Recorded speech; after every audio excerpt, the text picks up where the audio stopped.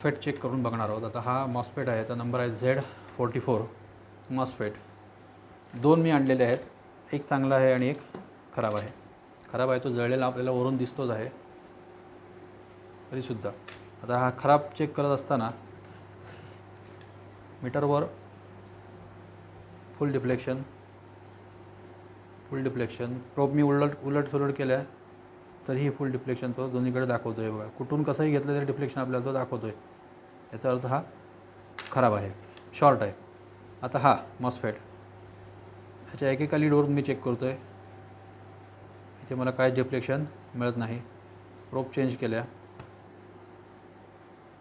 काय डिफ्लेक्शन मिळत नाही इथून. आता ह्या दोन लीड्समध्ये डिफ्लेक्शन आपल्याला मिळालं. प्रोब उलट केल्यानंतर डिफ्लेक्शन मिळत नाही. इथे मिळतं आहे, उलट केल्यावर मिळत नाही. बरोबर.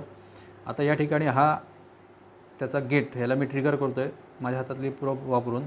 पुन्हा एकदा डिफ्लेक्शनवर लक्ष द्या. पॉईंटर आपल्याला 3 पर्यंत हा पॉईंटर गेलेला दिसतो आहे. आता मी इथे ट्रिगर देऊन फक्त सोडली, पॉईंटर फुल डिफ्लेक्ट झाला. बघा, ट्रिगर दिल्यानंतर